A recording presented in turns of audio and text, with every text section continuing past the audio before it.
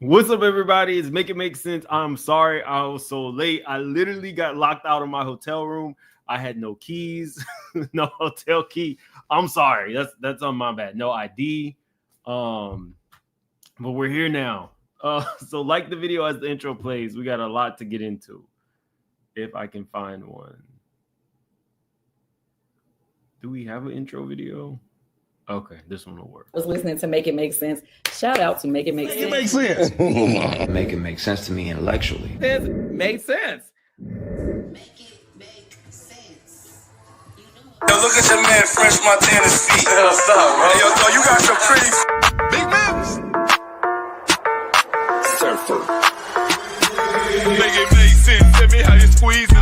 Make it make sense. Tell me about the things that you say. Make it make sense. Tell me about the things of your dreams. Hey, let me work out all the things in between. Make it make sense. Tell me how you squeeze it. Make it make sense. Tell me about the things that you say. Make it make sense. Tell me about the things of your dreams. Hey, let me work out all the things in between. Make it make sense.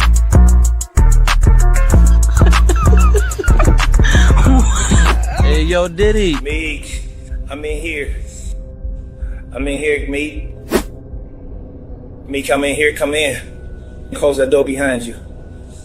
Yo, where everybody at? This is everybody. Hey, you bugging, I'm out. You know, we ain't never really party together. What you mean? Welcome to the Diddy Club, Bad Boys Edition. Okay, y'all. Let's start with the elephant in the room. Yes, I'm going through some things. I already posted about it. Like I said, if I don't stop, I'm gonna fall. So I appreciate all the love and support. A lot of you guys have reached out to me. I appreciate it, but I'm here to work, and that's what I'm gonna do. And I was in the courtroom. I made sure to go in today because I really wanted to get a sense of Mia, and I have a sense of Mia now. So I am definitely back. A little update.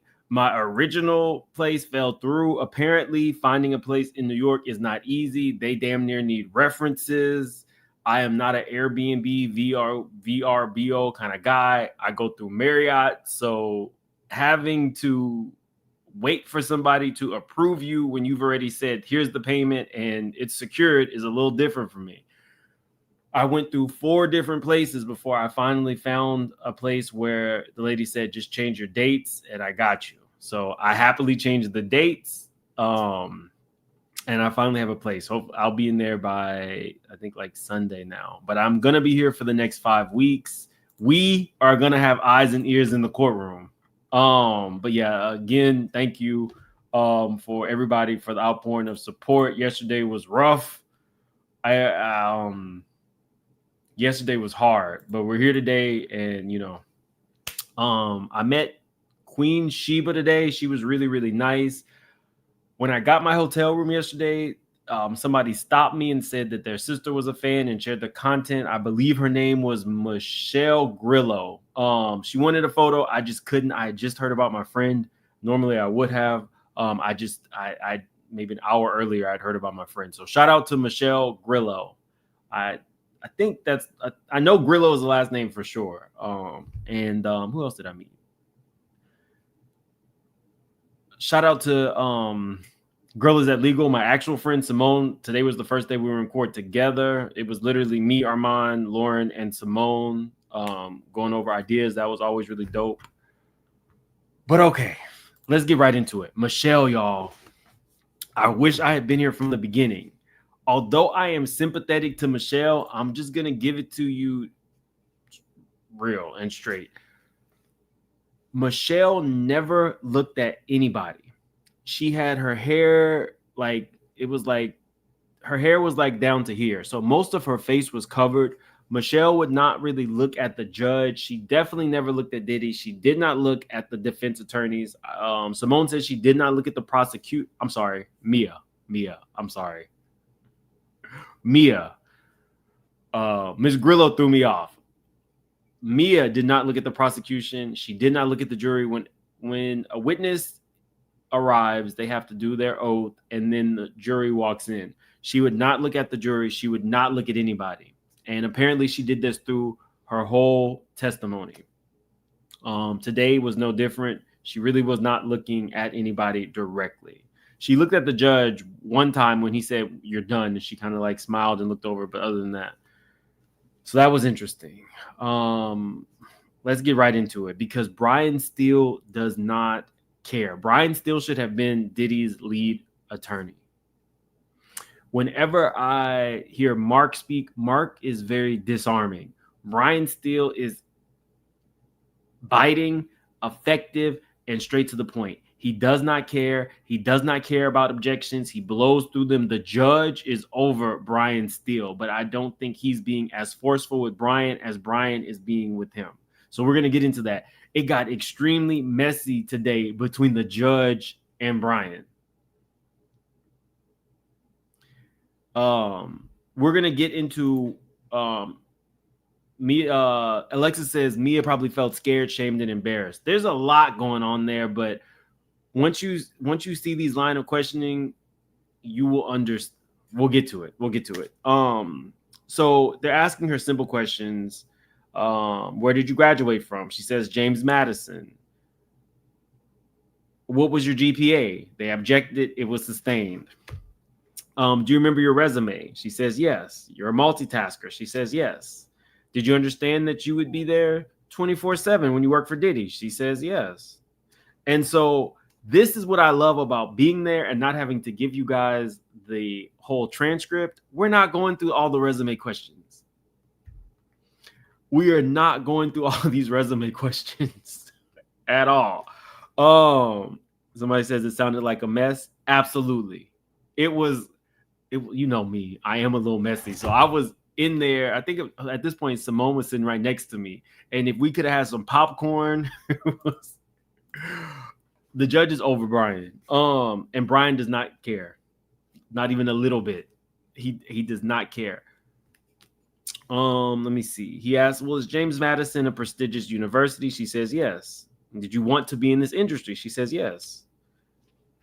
And then he starts asking her questions about her first job, like, did you collect were passports collected at your first job? And she says, I don't really recall my first job, maybe. The point of that was basically he's trying to make it seem normal that Diddy would punish these people by taking their passport. He's trying to make it seem normal that your boss could say you're on punishment. I'm taking your ability to leave the country. That fell flat. Did Diddy take your passport? Yes. Did Diddy take everyone's passport? She says yes. Now this is where it started getting messy, y'all. He says, well, we're talking about your first jobs. Go ahead and describe yourself. The judge objected.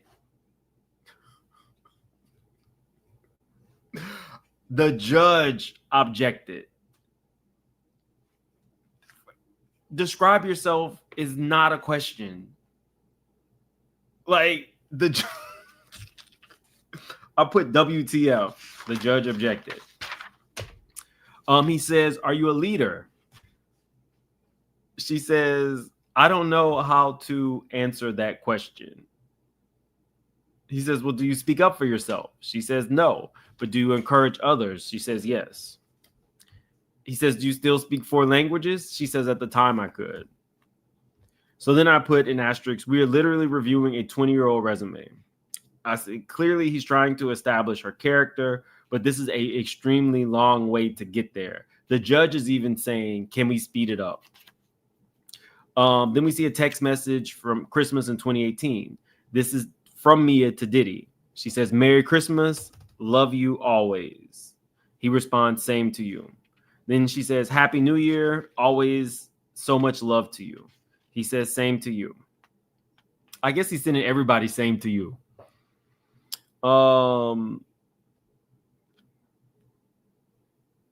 He says, so you were not employed when you sent these messages? She says, no. So, and you hadn't even seen him in a while. Now, do you see how he phrased that question? So you had not even seen him in a while. So it's basically answering the question, but she was smart enough to say, I had just seen him at Kim's funeral. So no, I had seen him. So then he moves on. Anytime she makes a point, he moves on.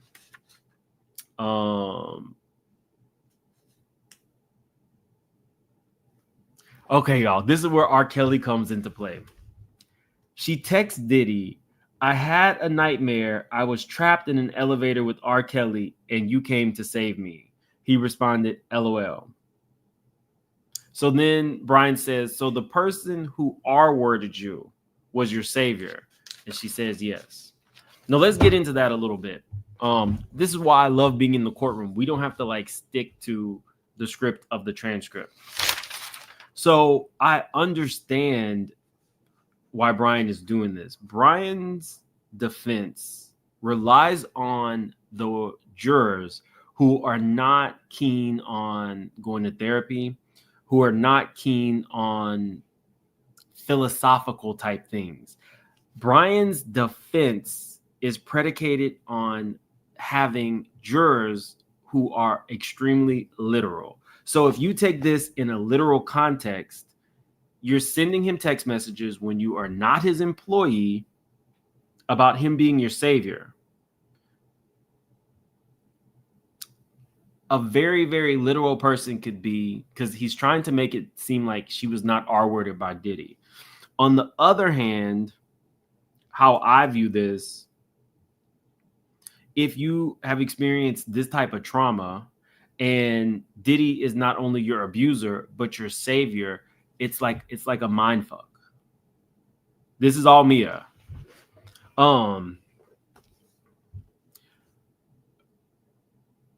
But I'm not on the jury. So I can see this line of questioning being effective. And by the time we get to the Me Too money grab, I was like, okay, he doesn't even care anymore. You are now signaling to the jurors who don't necessarily believe in the Me Too movement already. This was a very ballsy cross-examination. I'm not even kidding. This was extremely ballsy because he could have offended any number of jurors by saying the Me Too money grab. But if you're just speaking to one or two, I felt like this was an effective last-ditch effort. More text. She said, sending you all the love in the world. Diddy did not respond. He says, so you were not under Puff's grip? And she says, no, I was. Psychologically. He was my protector. What do you keep? This mofo said, why do you keep going back to psychology? This is balls to the wall. I'm not even kidding with you guys. This is straight balls to the wall. I don't care. I'm not speaking to every juror. I don't have to speak to every juror. Personally, I think it's crazy to ask somebody who is clearly suffering from PTSD, why do you keep going back to psychology? Especially since they are going to bring on a psychologist for Diddy. But I was like, okay, Brian is being Brian. He says, why do you keep reaching out? She says, I felt bad after Kim. He said, ma'am, that death happened 5 months earlier. This is where the judge interceded. That's not a question. The judge stopped him from this line of questioning because it was not a question. The judge just said very loudly, that is not a question.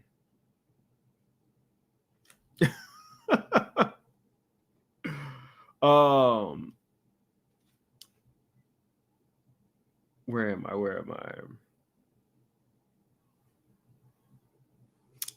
Why do you keep reaching out to your R-wordist? She said, I didn't realize how brutalized I had been. What he says, so what didn't you understand that? How did you not understand that this man was brutal? So then she says, I don't understand the question. So then the judge says, Brian, I would like a sidebar. The judge called a sidebar. So this is where you can start to see the cracks where he's getting irritated but can't really do too much. To be honest, I think the judge is being extra cautious because everybody knows that as soon as this is over, if Diddy loses, they're going to appeal it. They're already trying for mistrials every chance they get. Even when they know that it's not going to be a mistrial, they're asking for a mistrial because they want it on the record. Let me see.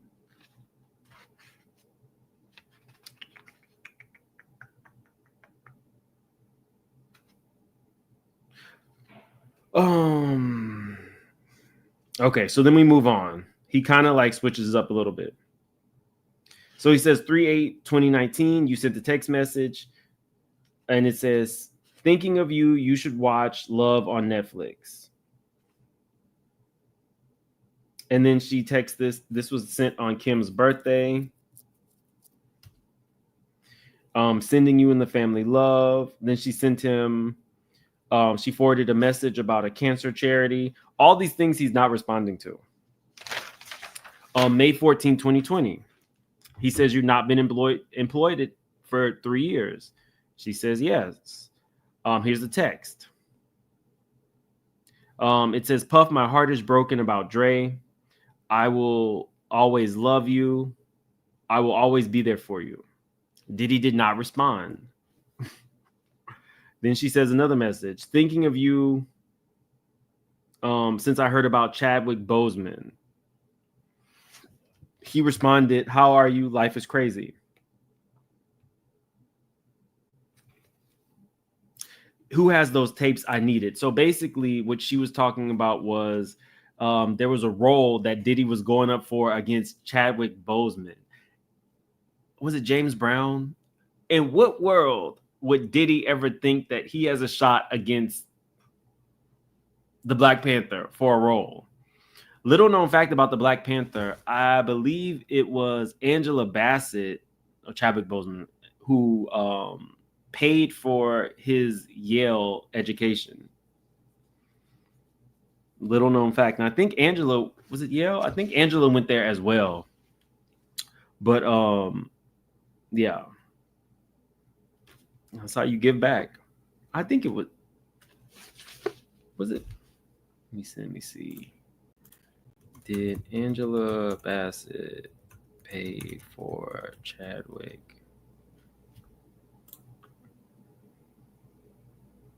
Oh, Denzel Washington. I'm sorry. It was Denzel Washington who quietly paid for Boseman's acting education. My bad.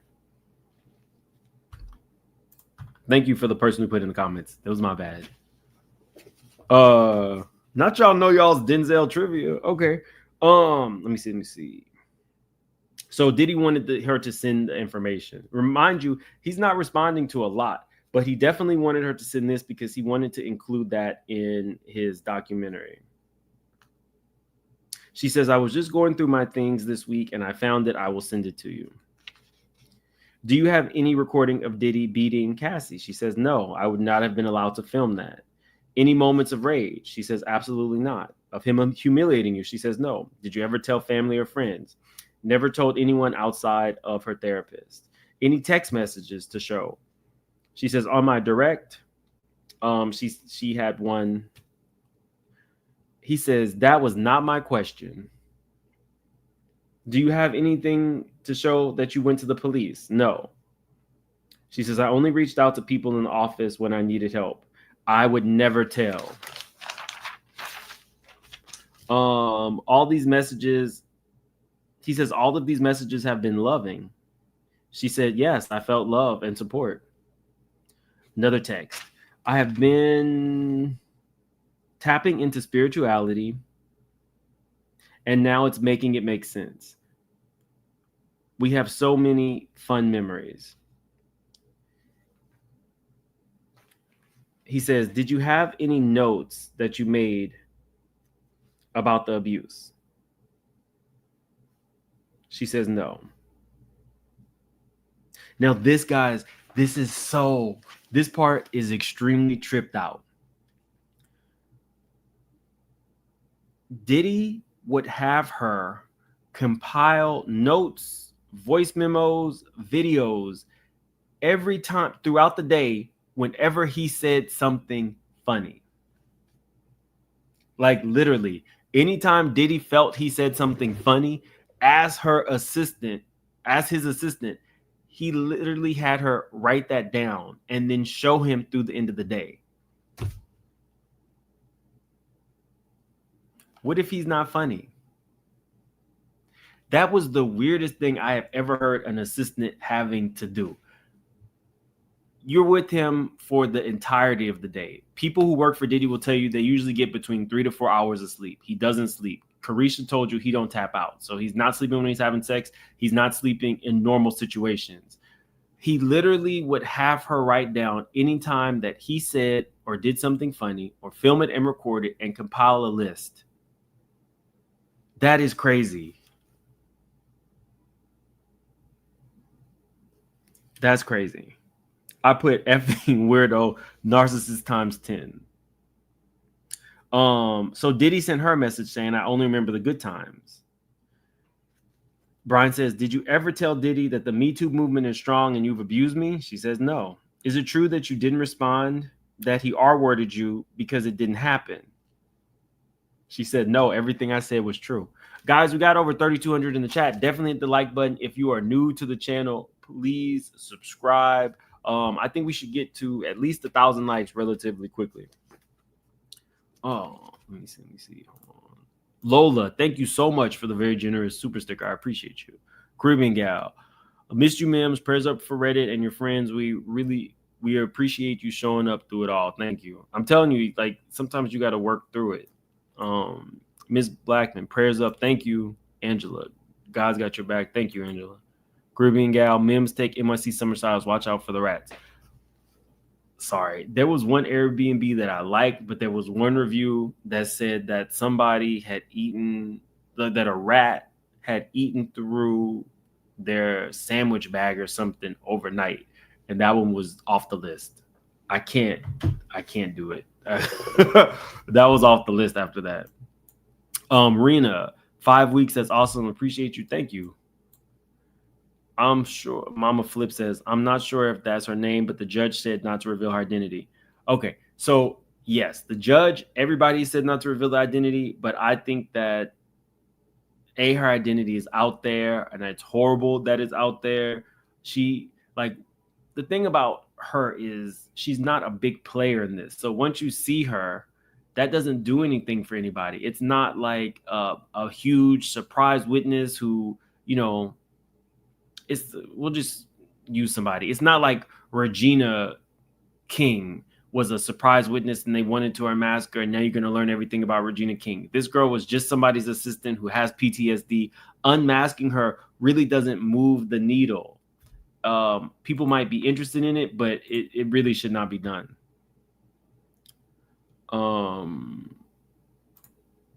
Kenya, caught me alive at work, ready for the courtroom. Yeah, and it's not gonna be no 3 hours today. D Chair, I caught it live. Thanks for the coverage, Mims. You are my one and only go-to source of following trial. Well, thank you. Jules, thank you, Mims, for getting back to NY and the courthouse. We're gonna get to the rest of these a little bit later. We're starting with the new members after that. Okay.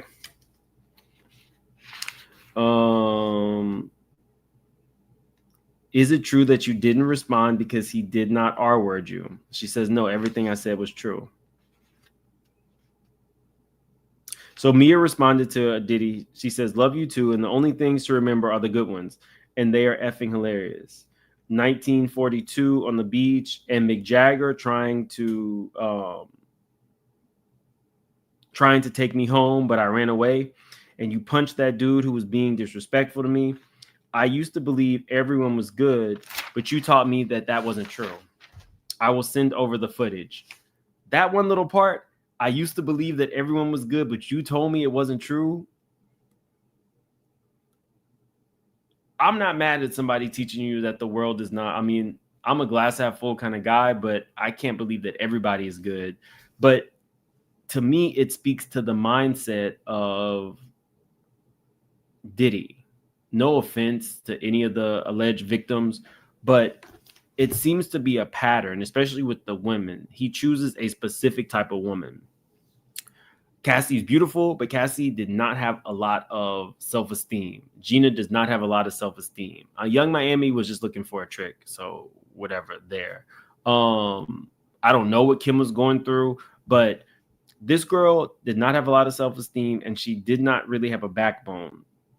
So if you have somebody who might hit you, might berate you, then will, applaud you,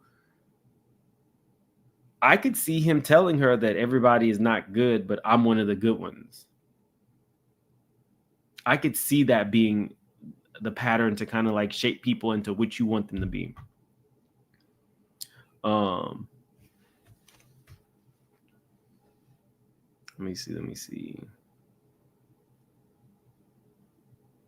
Why didn't you address Diddy and say you were the person who showed me the world is not good? She says, there was really no response. And then she says, I was brainwashed. What was that? Your answer was brainwashed? They objected. Because again, that's not really a question. He says, what does brainwash mean to you? She says, I was in a situation where the highs were high and the lows were low. I was punished and trained to work harder to get back in his good graces. I was trained to work harder to make him happy and change his mood. He was my authority figure. You've not been with Diddy for 3 years when you're writing these text messages. She says yes. Now keep in mind, he's already asked that specific question multiple times. This is why I'm telling you the judge is about to get on him. Let me see. He says continued communication with the man that terrorizes you. Objection. Again, that's not a question. That's not a question. But he doesn't care because, again, the jury hears this and the jury is not going to erase it from their memory. You can say, strike that testimony. The judge can tell you, but once it's kind of out there, it's kind of out there. And you'll see that repetition with Brian. So he says, you are still communicating with the man that scares you. She says, true. You are hoping for a position that Diddy has, but he terrifies you. She says, yes.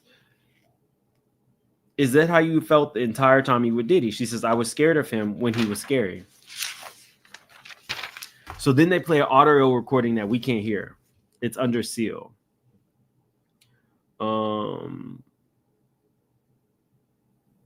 So on his 44th birthday, November 4th, 2023, she did a post. She said it was a shameless plug. Puff Daddy, you have revolutionized the world to another 44 years of brilliance. Then she said revolt. Keep in mind, we're going to go, that will be important towards the end of this video. So they took a break and I said, Brian Steele's entire focus or entire defense is predicated on the jury believing she is lying. Let me see. So the judge comes back and they're saying, the prosecution is saying, I don't see what the prosecution's issue with him consistently saying, God forbid. I see that as Brian just saying almost like an apology. God forbid this happened to you. Now he said, my issue, Brian, is with you repeating lines of questioning with improper form. If you continue to do that, I will not allow you to ask your questions. I said, basically, if you keep doing it, I will understand. I'm sorry, this is from the judge. Basically, if you keep doing this, I will understand that you are doing it purposefully so the jury hears improper questions regardless of whether it's sustained or not. Now, that is the judge taking a stance. That is definitely the judge taking a staunch stance, but I think he could have gone harder.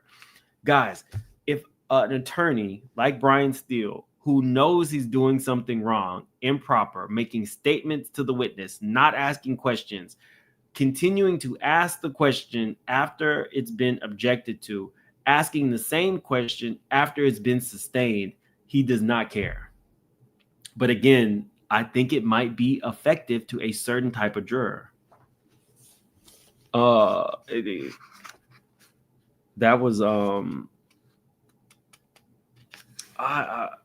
Brian should teach a course. If he's not teaching a course, he should. He is a pit bull attorney. So I put here again, she's not looking at Diddy, prosecutors, or the defense or the jury. She literally is doing this. What it kind of reminded me of is Jay-Z's accuser and the rabbit. Like, I don't know if anybody is a psychiatrist, put in the chat. Is a client who has would you advise a client with PTSD not to look at their R-wordist in a court setting? Would you advise them not to look at anybody while giving testimony? I could see her not looking at Diddy. Her not looking at anybody else felt strange to me. But I'm not a, licensed psychiatrist. So, let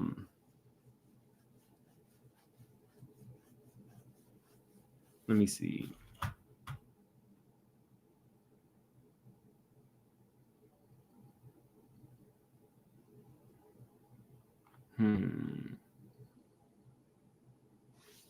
Yeah, you can write me about that later.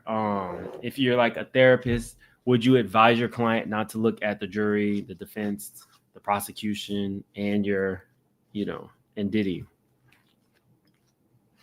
So there's 7 pictures of Mia hanging out with friends and family. The judge tells him this doesn't show anything. So he doesn't allow multiple pictures. He says they are cumulative of other exhibits that have been put out. He tells Brian, move it along. My question is, why is Mia on the stand the same length as Cassie? So then he goes back to the questions. He says, so you and Cassie were best friends? She says, yes. You love Cassie? Absolutely. Currently friends? Yes. Never wavered? She says no, but she's kind of like a little shaky on that. He says, so you would never lie to her? And she stops completely. There's a lot of pauses. She says, presently, I would not. But in the past, I did at Diddy's request. Diddy did not want me to tell her the truth about what he was doing. And she said, I had to uphold Diddy's lies. Was Cassie in love with Diddy? She says, I think so. Did you ever tell Cassie that the person you're in love with R-worded me? She says, no. Were you concerned? And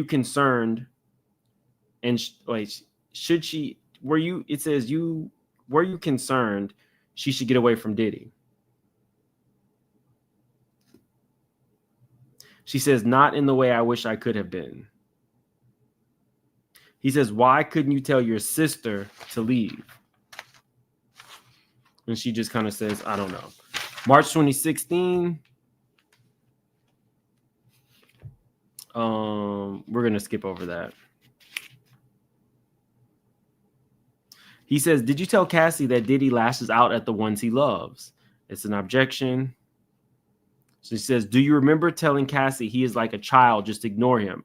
He's just throwing a tantrum because he loves you. They said objection, and it was sustained. So then he starts to ask the same question again. This is for a third time, and the judge says, move on. I'm telling you, the judge is like one of these people who meal preps a salad every day and bikes to work. I've never heard him like get this loud. Move on. So the next question, the judge just says sustained. And then he says, rephrase it. So he's getting like really, really stern with this man. He says, why would you go to bat for Diddy? She says, I didn't say I ever went to bat for Diddy. I just felt like the worst part was being put in the middle of between Cassie and Diddy. He says to her, this is not being in the middle. The judge objects. Okay. I'm not a lawyer, but I know in cross-exam, you are supposed to actually ask a question. That's why a lot of these answers can be yes or no.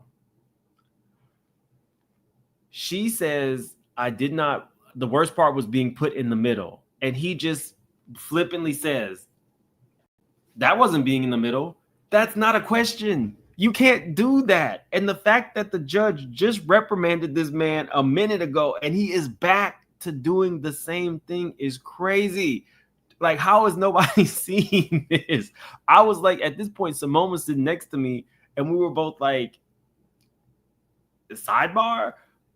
He doesn't care. Brian still does not care as long as he gets the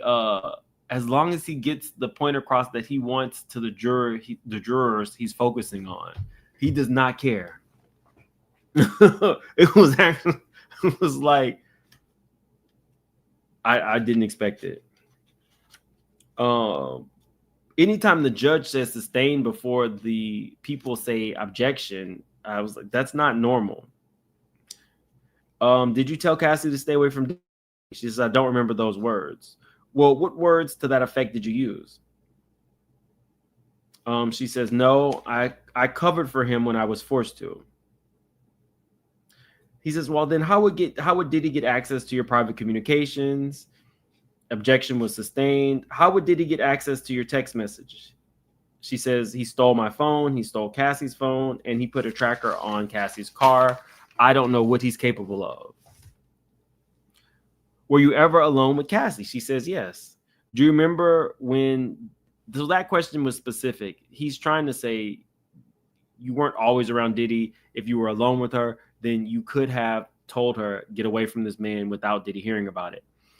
I don't think that it would have been smart for this girl to ever do that because Cassie in her cycle of abuse was telling Diddy at certain points, this person told me to get away from you. That's what Dawn testified to. Cassie might leave him or do something, and then I don't know why she would then put the other person in danger. Maybe Diddy was threatening her. Maybe it was to get the heat off her. But it would not be smart for a lot of these people to be telling that to Cassie because Cassie was relaying that back to Diddy. I would liken it to you wanting to help somebody who's being abused, but you help them and then they go back and then you become the enemy. I don't know if that's happened to some of you guys. Sometimes people don't want to get involved in domestic disputes or domestic violence because they feel like the person is going to stay with them anyway, and then you're now the bad guy for saying something. Do you remember when you parted ways and retained a lawyer? She says, yes. Did you have a lawyer before you left in March 2017? She says, well, I got a lawyer to negotiate my severance. So then the judge tells him again, stop asking questions with preambles. Like, the judge is over this man. And every time the judge is getting a noise, I'm like doing a church laugh. He says, so you never mentioned anything in the mediation about sexual assault? She says, no. By the time the mediation ended, were you aware of the Me Too movement? She says, no. He says, you received $400,000 from Diddy. She says, no, I received $200,000 and my attorney got the rest. You sent Puff a happy birthday on 11/4/2023. She says, yes. And Cassie filed her lawsuit 12 days later. She says, yes. So you sued Diddy. And she says, no, there was mediation. And then they objected to this line of questioning and he moved on. Did you call Cassie after her lawsuit was filed? She says, no, Cassie called me. Did you tell her about your sexual abuse? She says, no, I was still deeply ashamed and wanted to die. Did you tell the prosecutors that Diddy assaulted you? She says, no. Did you tell them the second time? She goes, I don't remember when I did. So then the judge says to him, well, would you like to show the witness something? Basically, like if you have an exhibit, then show it. He says, if I need be. Judge says, well, then let's proceed. Here's the thing. Although I can see where Brian is going with this, and although I think that maybe this would work for some jurors, me personally, I'm starting at this point to see the bullshit. He's asking questions and not showing the exhibit. Anybody who's been sitting in this courtroom now for these few days knows typically if they ask you a question and you say, I don't remember, then they'll say, well, let me refresh your memory. He's asking these questions and he is not showing any exhibits or proof. But what it is effectively doing is putting that in the juror's head. If you can repeat something enough and people are listening enough, eventually some of that will stick, and that's what he's doing. He's playing a very shrewd game. But the whole, suing Diddy has come up multiple times throughout this whole day. Then he shows an exhibit, and it is Sean Crawley, and he spells out the name. So he is wanting us to look this person up. This is Mia's attorney, Sean Crawley. Why he would spell the name if it was not for us, guys, it's lost on me. He definitely wanted people to look her up. He definitely wants to play this out in the press. You didn't spell out anybody else's name, but you spelled out hers. So let's look her up, since that's what he wants us to do. She's a partner, and he kept trying to say this. Most recently, Sean was the co-lead trial counsel representing E. Jean Carroll in her sexual assault and defamation trials against Donald Trump, securing a historic verdicts of $5 million and $83 million last year. So, guys, I'm telling you, this was a signal. This was a signal. So you're saying that the Me Too movement is just a money grab. Now you are pointing at this woman who has alleged that Diddy R-worded her. You are pointing at the attorney to say that it's a money grab. This is not even thinly veiled, you guys. The straight shooters can pick this out in our sleep.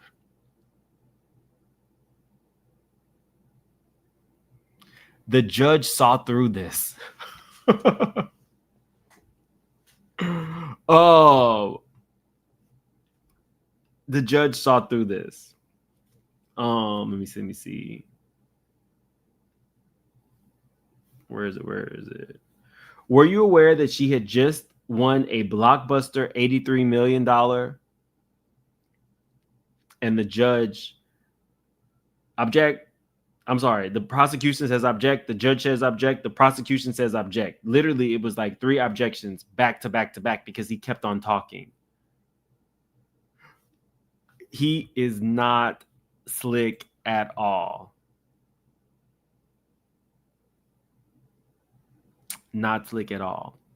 I see you guys in the comments. You're going exactly where I was going with this.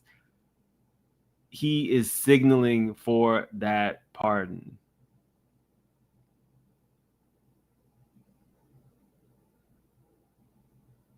Y'all, you can't make this up. You literally can't make this up. I love being at this trial. Like, actually seeing it and hearing it. Like, the transcripts are good, but actually seeing him do this and blow through 3 objections back to back to back is crazy. So then the judge says, when it's sustained, you move on. Do you understand that?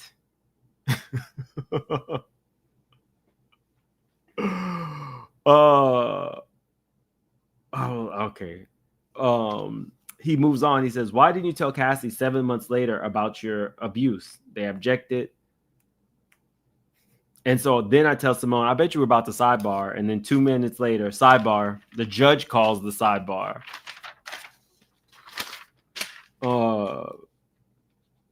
Did you ever tell anyone about your assault from Diddy? No. Family? No. Friends? No. Therapist? She says, yes. I told her before the trial. Did you not want to release your therapy notes? The judge then says sustained, meaning nobody.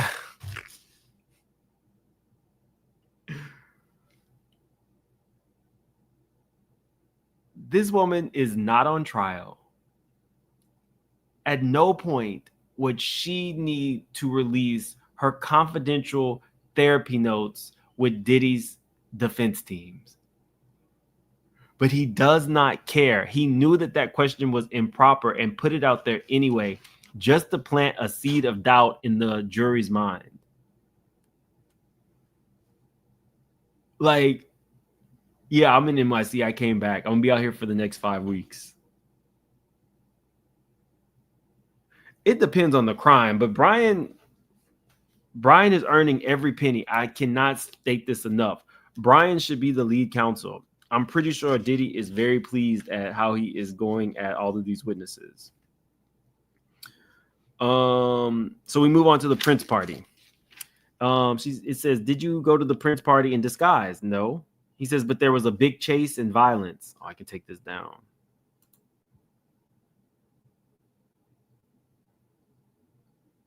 Measurement says that's how we practice as attorneys.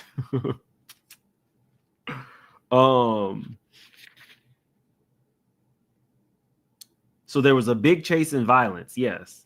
Were there any photos of the big chase and violence? She says, not that I'm aware of. I didn't work for Prince Security. Now, Mia is not one to, bite back. Mia is not one to bite back. But that was a little bit of Nene there. Then we move on to the paddle boat. He says, is there any recording of it? She says, no. Are there any text messages that discuss that you and Cassie had to flee Diddy on paddle boats? She goes, I don't think so. Were there photos? She didn't look at him, but she was like, we were on paddle boats. So no.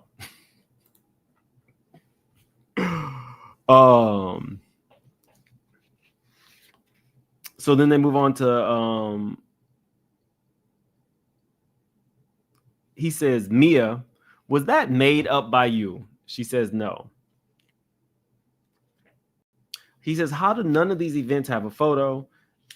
There was an objection. It was sustained. Did you ever go to family events while working for Diddy? She says, yes, a few. Weddings, a couple. Halloween, I don't remember specifically, but I spent most of them with Diddy. Vacations. She goes, I'm sure there was some vacations, yes.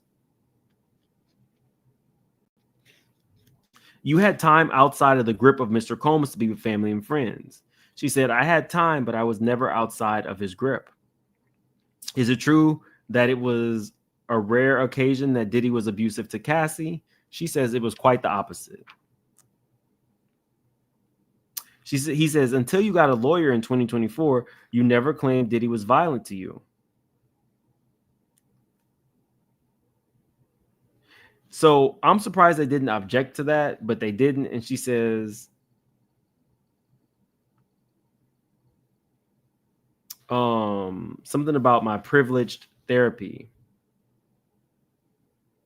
Oh, okay. It says, until you got a lawyer in 2024, you never claimed Diddy was violent to you. She goes, I did, but with my therapist, and that's, I believe, privileged therapy. So then he says, why is your therapy privileged? And the judge said, move on. So we had kind of gotten to this before. Brian knows it's improper to ask this woman about her therapy sessions.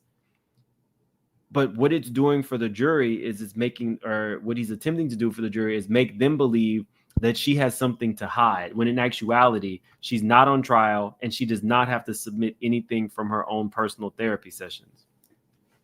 Again, Brian doesn't care, y'all. Now, this is where it took a turn. The judge had just told him to move on. He said, is it true that you joined the Me Too money grab? And the whole room is like, oh, the whole room gasped. The whole room gasped when he called it a Me Too money grab. Is it true you joined the Me Too money grab? And then they said very loudly, objection. And then the judge said sustained very loudly. As told by Tony, thanks for joining the membership. Access Entertainment, thank you for joining the membership. I chose Joy, thank you for joining the membership. Dory, sending my condolences, angel hugs, and love memes. Thank you so much. Robbie, thank you for the super sticker. Annette, thank you for the super sticker. Boxing for Life, thank you for the super sticker. Donna, meal or drink on me. Thanks for all your hard work and keeping you in my prayers. We love you, Mims. Thank you. I appreciate all you guys. We'll get to the other ones a little bit later. Let me see. That was the Me Too money grab. You guys can put in the comment section because I know that there are different opinions on the Me Too movement. As I see it, I mean, I'm not a woman who's been abused. So as I saw the Me Too movement, it was a way to finally address sexual assaults in a way that didn't, come with all the generalizations of victims who are getting sexually assaulted. I didn't see any problem with the Me Too movement. But if Brian Steele is phrasing it like this, he's banking on people not agreeing with women coming forward.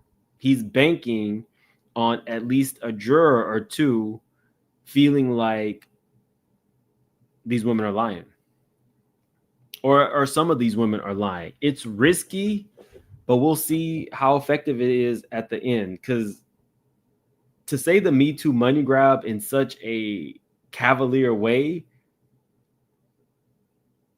I don't know how he felt he could get away with that.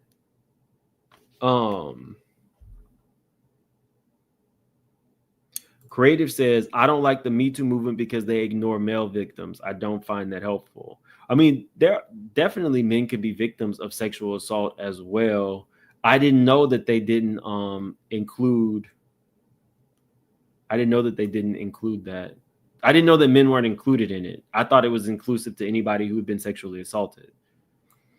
What's up, BJ? She says, love you, mean it. Thank you so much. I appreciate that, BJ. You should definitely come down for at least a couple days or a week, or come up. You should come up to New York.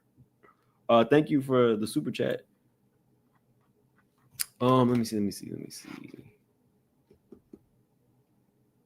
Did you retain a lawyer to get money from Diddy? He says no. Now, y'all, that's very, very, very important. We have heard this question time and time again. She's answered the same time and time again. No, but he doesn't care about that. He only wants that question to be in the back of the juror's mind. You're calling it a Me Too money grab, or you're referencing it as a Me Too money grab, and then your very next question is, did you retain a lawyer to get money from Diddy? It's very on the nose. What did BJ say? Is she coming down? LOL, oh no, I like my couch too much, maybe for a day. Yeah, definitely do it. I met another content creator today that I talked to in the past, Queen Shiva. And she was like, it's not, it seems crazy. We all know there's a lot of craziness going on outside, but you don't have to get into all that. Did Cassie discuss her meeting with the government with you? She says no. Did you meet with the government on the 27th? She says maybe. So then they call for another sidebar.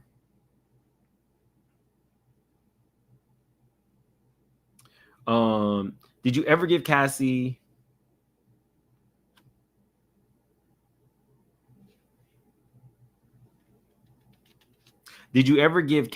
photos of her bruises? She goes, I gave everything to my attorney. Do you know if you prevented the government from searching your devices? Now, y'all, this is what I was telling you that he does. Most times when you have a gotcha type moment, you will say that. You will, if the person says, oh, I don't recall, then you say, let me help you remember. That's when you say, we don't have to go there. We can. Literally, you have a gotcha moment. Do you know if you prevented the government from searching your devices? He says, see exhibit. So I put an asterisk. I hope it shows something that indicates she stopped the government from searching her devices. So then he's like, go ahead and skim through these text messages.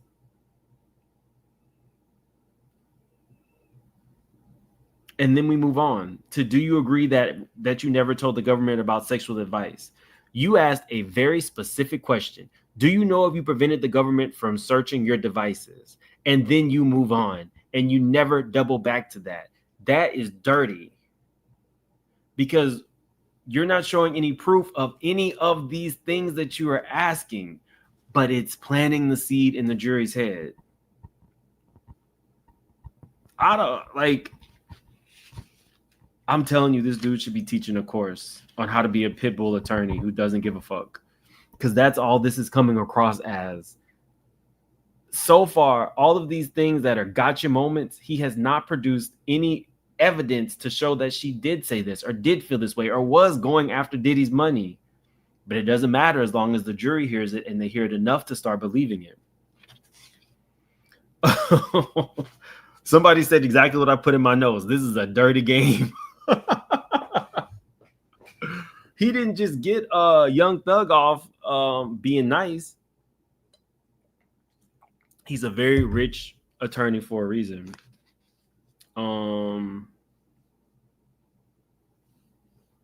So do you agree that you never told the government about sexual abuse? She says no.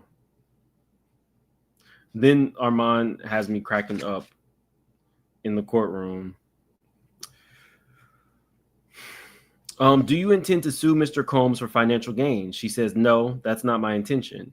Do you want money from him? She says, no. Mind you, you guys have been listening to me. We have now asked her that question 4 or 5 times. Do you intend to sue him? Do you intend to get money from him? He's not letting up. And again, we still have not seen any proof that she has. Since March of 2017, have you worked? She says, yes, Madonna. What did you do for her? I was the head of her films division and I was her assistant. How long? She said 8 months, but when she gave the dates, it was more like April through October of 2018. After March of 2017, you worked with Madonna? She says, yes. Any evidence that you were blacklisted? She says, no. No knowledge. She says he did take away my TV show and my credits.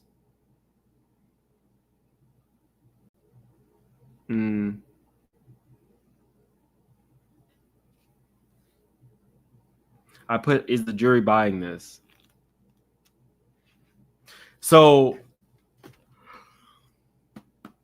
right here, he asks her, were you let go for failing to arrive on time and drinking?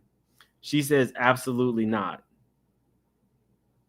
So we're waiting for the gotcha moment, because Brian still can't be bluffing through this whole cross-examination. He can't be bluffing through it all. But this motherfucker was bluffing through it all, because right there, where you let go for failing to arrive on time and drinking on the job. That's when you say Exhibit A. HR says we recommended that you get let go because you was drinking 1942 or you were stealing the Ciroc or something like that. He moved right along. There was no exhibit. There was no factual evidence to suggest that this was a factual question. Bluff, right? Bluff. Bucks will make you bluff. I wish if this had been Deontay, it would have been a different answer. She just said absolutely not, and he moved right along like he had never asked the question.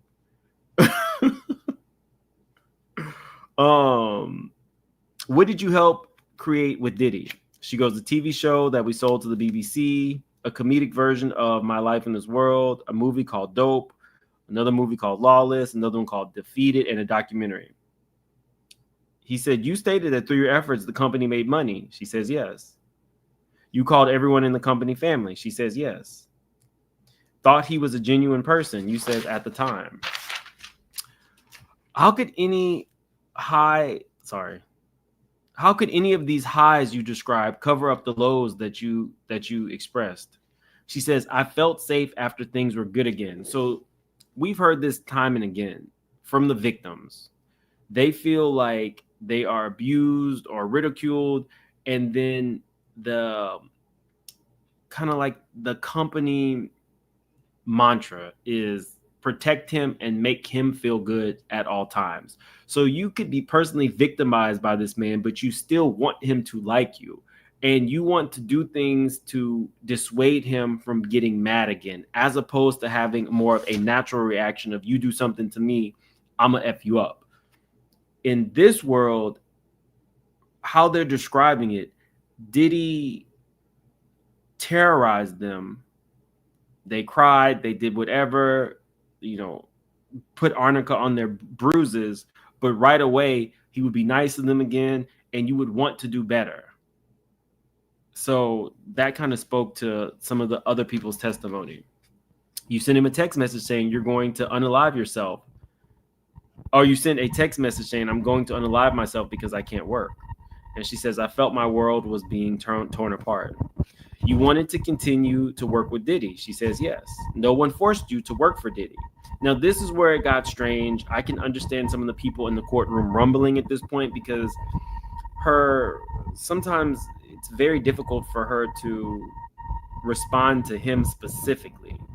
And me and our mom were talking about this, and I was like, I really feel like if she feels that he is about to throw her a curveball, she's trying to combat it. But by trying to combat it, it makes her look insincere. And it's like she's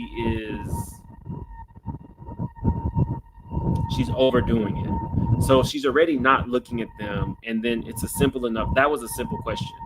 Did anyone force you to work for Diddy? And she could not get it out. Then when she finally did, she says, I didn't think I had a choice. It was confusing that the film company was dissolved. I forgot to mention, she also said, I don't understand the question. Now, some of them, I understand why she said that, but for this particular one, no one forced you to work for Diddy. I could see. Like, there were rumblings in the room, and I was listening to people talk about it. And so I'm thinking, okay, well, maybe some of the jurors feel this way. Oh, you hear noise in my microphone? Hold on.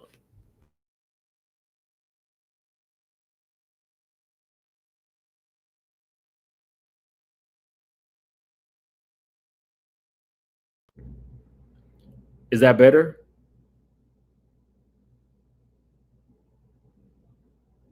Okay. It might have been this thing moving. I don't know.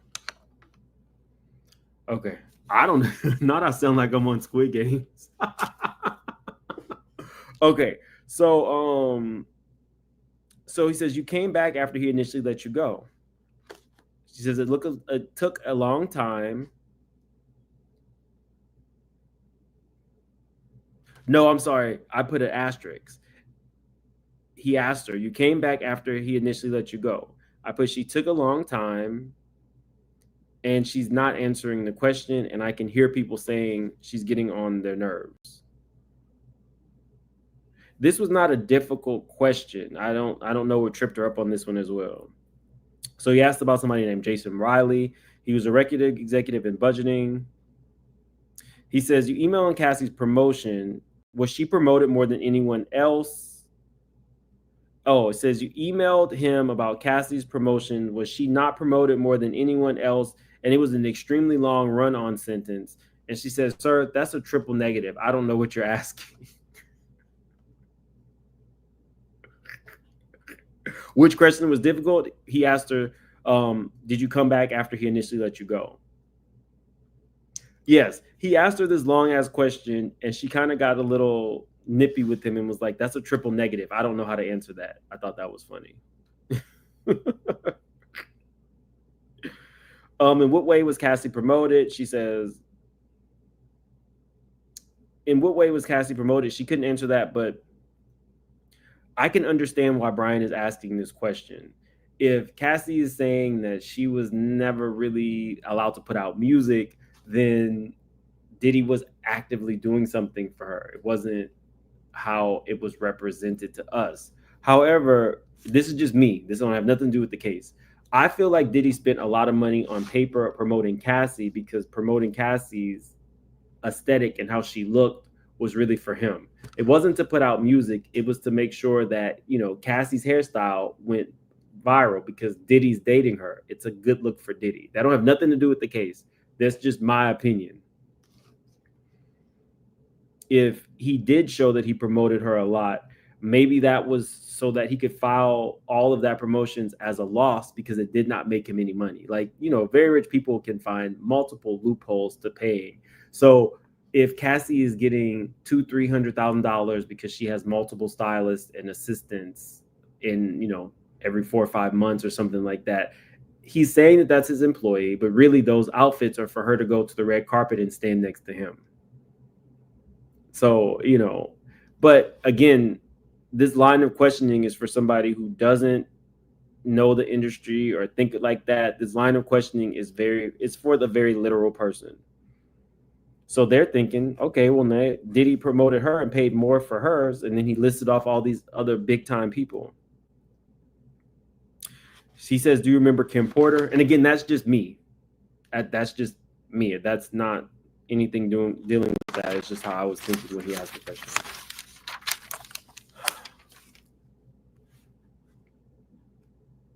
So now I put, this is just me. I'm glad I moved around because I'm hearing different people's opinions that are in the courtroom. They're feeling like some of this is performative.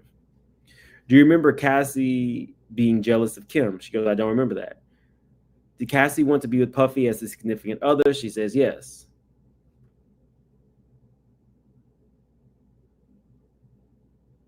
This says tickets not issued when Diddy was around. She says yes.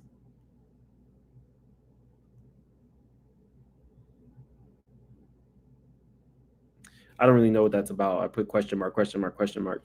Did you ever think about anonymously reporting the abuse? She says no. Ever hear about a battered women's homeless shelter? And she goes, a battered woman shelter?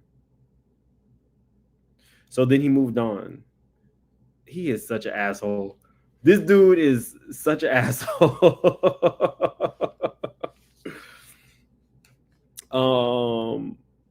So have you ever written, you have only written statements of admiration? She says yes. Of kindness, yes. Of laughter, yeah. Oh yeah. When she said oh yeah, our mom bust out laughing. Love, she says yeah. So let's move to the door slam. Did you think Diddy was going to break your arm? She says yes. Did you go to the doctor after? She says yes. Did you scream? She says no. He says, why didn't you scream? She says, I think I was in shock. On your first day at work, so he reviewed the full day. We don't have to do that. He goes, at what point did you say you needed to go home? She says, absolutely not. Do you know what HR is? She says, yes.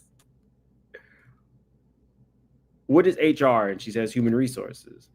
He says, so you were saying that human resources was just a front for Diddy? She says, yes. So you did not deserve those punishments that human resources administered? She says, no.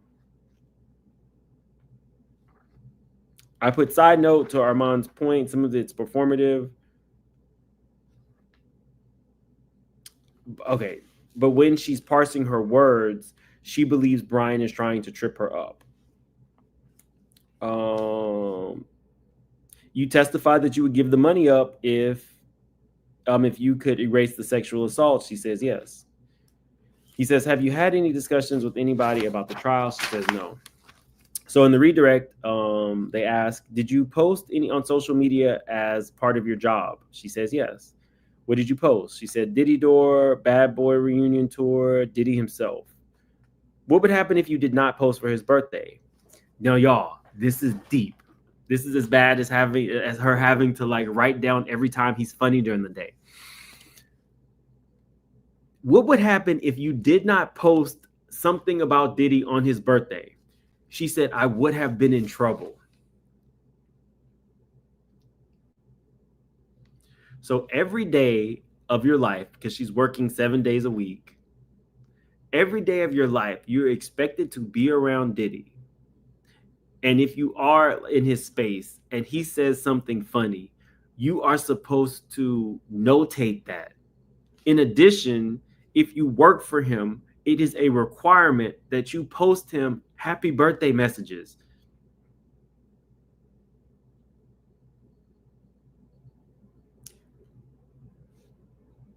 What?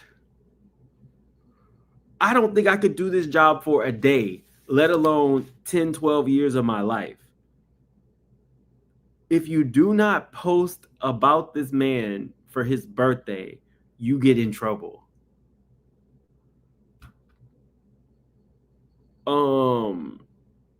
So then, she's trying to combat what Brian says. So she was like, in the video that Brian showed from 2013, you had Aqua Hydrate water in it. She says, yes. What is Aqua Hydrate water?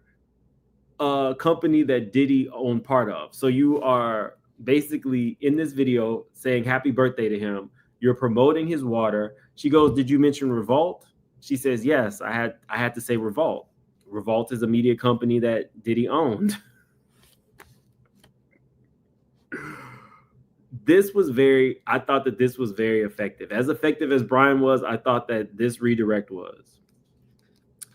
Did you post about a computer being thrown at your head? She says, no. Did you post about Cassie getting beaten? She says, no.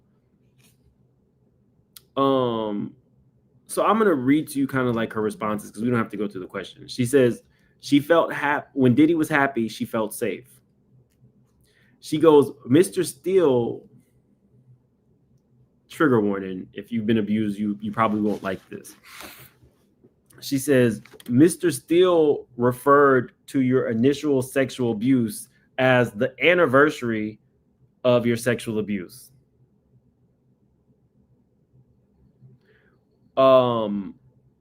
Why did that make you, she says, what did that make you feel like? And she says, I never wanted to think of that again.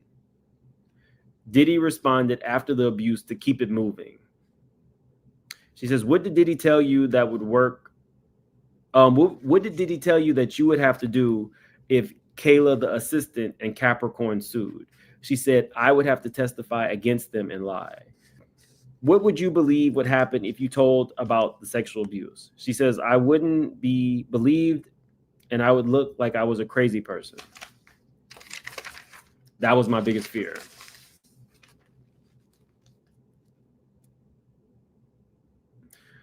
She says, the difference in her now is she is surrounded by support that she always needed. She said, I never felt that I could leave, and if I left, I would be punished, be stripped of all my credibility, and wouldn't be able to work. Were you scared for your physical safety? She says, yes, I knew his power and his wrath. Did you engage a pro bono lawyer? She says, yes. What was the purposes of the representation that you approached? She said, just the Diddy trial. Now, that's important, guys, because remember I told you he was asking all these questions about if this girl was expecting to get any money from Diddy. He never showed evidence that she approached an attorney to sue Diddy civilly. That was all a bluff. That was all for the jury. Now, I don't know if this redirect or this line of questioning is going to counteract the jury hearing that 8 or 9 times that she was going to sue. Hold on, we have some super chats. I choose Chloe to Mims. What impact, if any, do you think Steele on Friday saying, it wasn't that many essays to Mia matters? I think that Mia was a very sympathetic witness. Some people might feel she's performative, but I think that she's a very, very sympathetic witness, which is why they chose Brian Steele to go as hard on her as possible. I don't know. I'm going to go ahead and start paying the line sitter so I can get in the room as well some days. And we'll talk how the jury responds to some of the questions and what's putting the jury to sleep.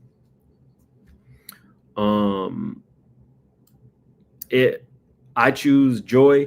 It can't be any worse than him calling it the anniversary of her sexual assault. Just the word anniversary of that feels not great. Thank you for being a member for 12 months. Thank you for being a member for 14 months. Diddy's out of control. He needs to be in jail because if he gets off, it's going to get worse. I love the judge and you, Mims. Thank you. It's going to be really bad for all of the victims. I can tell you personally, firsthand that some of the people who have come forward are very nervous, like extremely nervous that he might get out. BN and Nicole. Hey, Mims. June is Mims Men's Health Month. Thank you for being vulnerable enough, even if we don't deserve it. Bravery at its purest form. Look, I'm not going through anything that some of you guys aren't going through.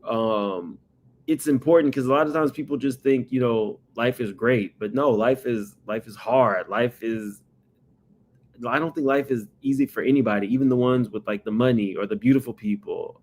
If anything, this case shows it. So yeah, I'm going through a lot, but like most of you guys, I got to get out and I still have to work and I still got to live. But it is definitely hard. But I only share that kind of stuff because if I'm escapism for some of you guys, I'm sure you feel connected when you hear, yeah, I'm putting on a show, but after the show, I still gotta like think about, you know, I'm not gonna be able to call my best friend again. You know what I mean? Like, I'm sure you guys are going through the same thing. That's why I share that kind of stuff. Josh says, I finally made it live. Thanks, Mims, for the hard work, the additional info, and the inflections, comedy thing. Thanks, Josh. I appreciate that. Danielle the Bell. Didn't get the notification you were live. Yeah, YouTube is trying to play with me. They playing on my top. Measurement. Let's not forget when Terry Crews said Weinstein grabbed him and y'all laughed at him. The hypocrisy is deafening. This is exactly what you'd flag under due process. Was it Weinstein that grabbed him? I thought it was it wasn't Weinstein. It was a high profile manager, I believe. But yeah, people did laugh at him. But you know who didn't laugh at him? What is her name? Gabrielle Union. Gabrielle Union defended him, and then he came back and defended, I think, the Fox network against Gabrielle. Just a little tidbit. So Terry has his own shit. But yeah, he definitely was sexually assaulted, and because he's big and a big black man that's built, people expected him to just hit the guy as opposed to being scared or nervous that this manager could stop him from potentially working. But yeah, the man grabbed him by the dick, like right in front of his wife. And Terry didn't do anything because Terry was concerned about rocking the boat. It's no different from men and women.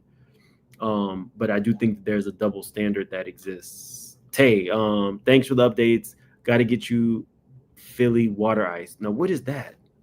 Philly water ice. What is that, y'all?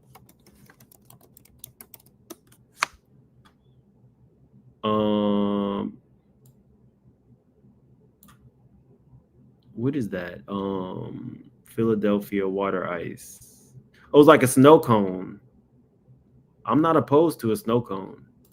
Sorry, I'm sorry. I'm looking at it on this thing.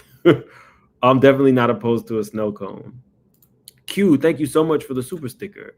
Donna, show is fire. Thanks for coming back to New York. Prayers for your loved ones and your mental health. Thank you, Donna. L, Quincy was in dope. Might be why P. Diddy didn't try to ruin it. Zoe Kravitz was in it, and she recently directed Blink. Seemed to be about P. Diddy. Well, that's interesting that Quincy was in dope. I do think that he does try to use his money to set his family up. You could put in the comments if you think that Quincy was actually good in it. Of the kids, I think Chance has a really good head on her shoulder. I think the twins have had it really rough these past couple of years without having her mom and only having Diddy. And I think Quincy has a good head on his shoulders. I don't know how he is with singing and acting, but he seems really level-headed, especially for the kids, not like the slow one. Angela, keep being real, Mims. Love your content. Thank you. And lastly, that tourist sent you a Cash App as well. Take care of yourself. Oh, thank you. I haven't, I'll be forgetting my Cash App stuff.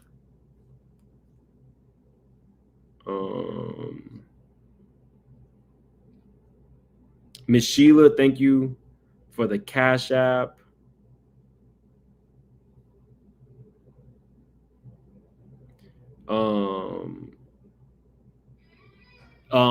Chandra, I got it. Thank you so much. Jimlin, thank you so much for the generous Cash App. Maya, Gwendolyn, Ashley, Tony, Deidre, and Sherry. Thank you all for the cash apps. Okay, let's get back.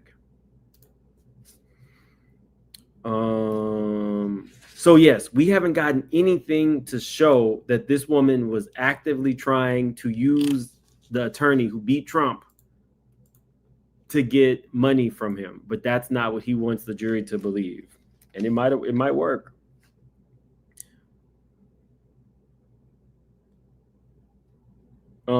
Are you terrified about Diddy? She says yes. What has the government asked you? She said to tell the truth. How do you feel about public speaking? She says terrified. Have you ever been able to talk to anyone about the sexual assault without looking down? She says no. That is the worst thing that has ever happened in her life. And why are you testifying? She says, I couldn't look my niece and goddaughters in the eye if I did not testify. So now we have this lady from the Beverly Hills Hotel. I'm not going to bore you with this. I'm not going to bore you with her testimony. I hope that tomorrow they spend 2 minutes with her.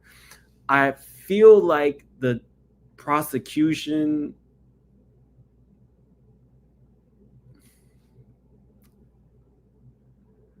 I know the prosecution is not going to be flashy like Diddy's attorneys, but I try to put myself in the mindset of the juror.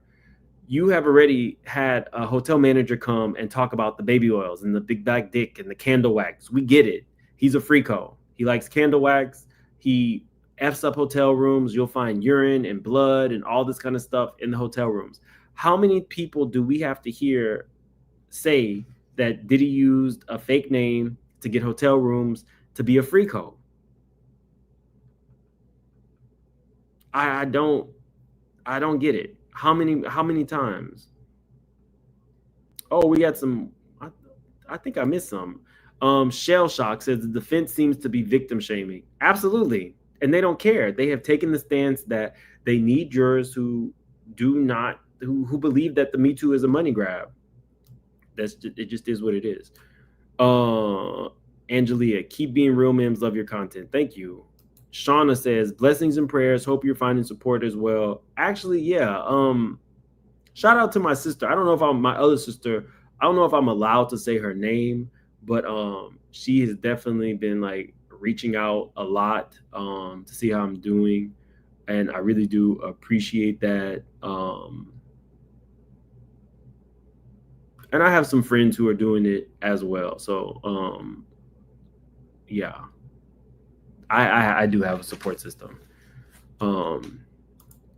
Christy, continuous prayers for you and your families. The shooters got you. Thank you. I appreciate that. Deborah, thank you for gifting the membership. Whoever got it, definitely thank Deborah. Me nor Deborah can choose. YouTube chooses. The real Empress. Diddy may have an Epstein moment if releases on the table. The higher ups would not live in fear while he's running loose. I should probably do that video on. I was supposed to do a video on Diddy and Trump this weekend. I'll release it as a short video either today or tomorrow. I have some thoughts. Zippy, thank you for becoming a member.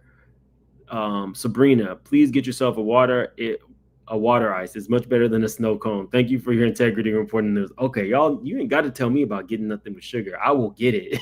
Even though I shouldn't, I will definitely try one if it's a New York thing. Okay, so yeah, I'll be back tomorrow. Thank you guys for being here with me. I'll reach out to if I have to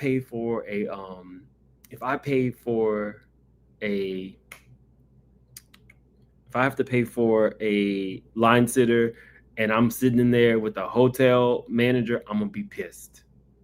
The reason I can't tell you guys who else is coming is because they took so long with this witness, it's messed up the prosecution's lineup for who was supposed to go next. So that's why things are a little janky right now. And the only person that they know, the Garcia guy. I think Mr. Garcia is supposed to be there. He's the guy he was offered immunity. I think, or everybody thinks that Mr. Garcia is the person who was at the Continental Hotel who sold Diddy the tape. Now, If he comes out and it's bribery, remember, Diddy only needs one of these things to come back and he will be convicted of RICO. If somebody comes and says, yes, I was bribed to get the tape. Yeah. KK is a mystery in herself. I think that KK has flipped, or she's having, KK is the key. Just like Capricorn came in and wrecked ship and effed everything up for Diddy, KK would be the nail in the coffin. Gaston, thank you for joining the membership. Miss Faye, no Diddy. I don't like him. AJ, one of the hotel people got immunity, so I think they're going to say he paid them off to suppress evidence or attempted to extort them. The bribery, that's the bribery charge. But you're absolutely right. We're thinking that's Garcia. The tourist chick, how much do sitters cost? I told mine I'm paying $75. That first week, they were hundreds and hundreds of dollars. I'm willing to pay $75 a day. But I think that they're more than that. They're supposed to be around $25 to $35 an hour. So mine would definitely be a hookup. And create your best version. Glad that you're back in NYC. Y'all, I was gonna text Armand and say, literally, we are New Yorkers for like a month. Like, we need to make the most out of this. I've never lived in New York. The thought of being able to go to Harlem to go pick up like some clothes or some streetwear, going to eat in Harlem, go and check out like the different areas, Little Italy to go eat. I want to do that. I'm going to start getting out more. I need to be out doing stuff to get my mind off of it. Some of the normalcy, I'm looking for a trainer that can be a regular trainer since I'm not at home. Yeah, this is very different. And once I get my apartment, y'all not gonna be able to tell me shit. An apartment in New York for a month. It's a nice new apartment, like brand new. I heard that there's not a lot of new builds, so I'm excited. I have been to Melba's. For sure. Yeah, so I'm excited about being in New York. If you see me, speak. Definitely. Oh, we got some more. Have you seen apparently a video of Mia circulating online? It's a video where she wished him happy birthday. I don't know if it's her, but if it is her identity, I'm not going to speak too much on the identity thing just because I don't want her identity out there. I've known who Mia is now for about 2 weeks. I just don't want her identity out there. Only like, think about this. If it's like a big star, a celebrity, or J-Lo wanted to testify, that would be a big thing. Once you see this girl, you're just like, okay, like you don't really know anything else about her. It doesn't move the needle. But I know that there's like an insatiable appetite to know everything and see everything. But if you have PTSD and it really is like fucking you up, I just me personally, but I know people are going to put out, her stuff. You knew that it was coming. But I don't want to say too much about her appearance or anything like that. T. Marie, love and light to you, Mims. Praying for you and all you do. Thank you. I appreciate that. Tay, I own West Philly Ice. I'll bring you one. West Philly Ice. Let's see. West Philly Ice.